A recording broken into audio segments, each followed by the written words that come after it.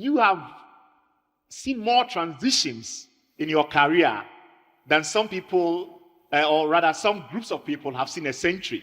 You've moved from being international public service at Transparency International, through the World Bank, served in government, and then you became the face of Bring Back Our Girls.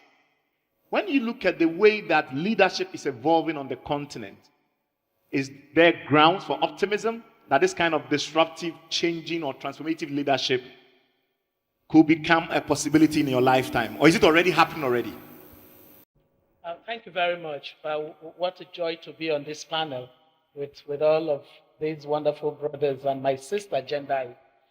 Thanks again to Action Chapel for the opportunity of being part of this conversation. You know, the truth is, failure of this continent is no longer sustainable. It just isn't. We can't sustain this failure anymore. So, a steady state of failure cannot work. So, whether we like it or not, there's got to be disruption. The issue is, what kind of disruption would we have?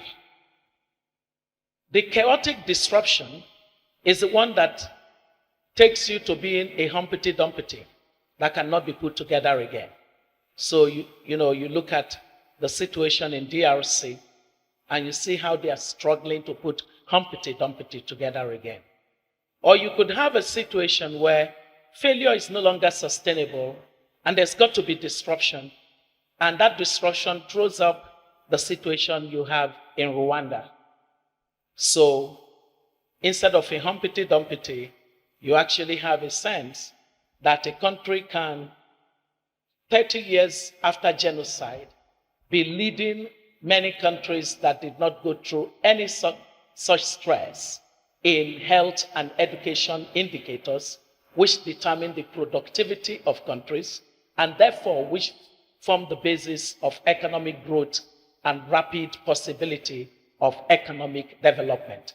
So it's a matter of which type of disruption, not whether disruption will happen.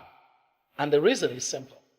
Annually, this continent releases some 12 to 13 million young people into the labor market. Only 10% of them get absorbed because the continent is not economically transforming and expanding opportunities as it should. The gap between where we should be and where we are is that disruptive leadership. Who would start it? Is the question. Interesting. So, yeah. So, if I understand you correctly, you see a spectrum of which, on the one end, we can see a country like DRC, which is struggling with this whole state formation process, becoming a proper country. And then on the other end of the spectrum, you see Rwanda, where we have a kind of leadership that is slowly beginning to reintegrate the country back. But do you have some indicators when you go to an African country? Do you have some signs that give you an idea of which end of the spectrum that country is tending towards? There is this publication by the Peace Fund? I forget which body publishes the fragility of state. So it looks at the state of each country in the world and measures economic, social, human development indicators, political stability issues, and then it does the ranking. Mm-hmm. And for goodness sake, most of our countries on the continent find themselves making the top lists of such countries. That shows that we have a serious leadership challenge. Often, people talk about we don't have institutions. And when they talk about institutions, they assume that when you set up an agency under the law, that's an institution. No, it's a mere agency. Institution building is an evolutionary process and a significant thing that enables you build agency to institution is called leadership. We have a leadership crisis on our continent. We have a leadership vacuum on our continent. And until that is filled, it's going to be difficult for us to get to the level of growth that we must get in order for economic prosperity to be the lot of our population. I suppose that this kind of a platform, that's part of why I was moved and I declared what I declared when I was giving my talk. This kind of a platform is absolutely necessary because, by the way, it is not technical leadership that we're lacking on the continent. We're lacking what is called adaptive leadership.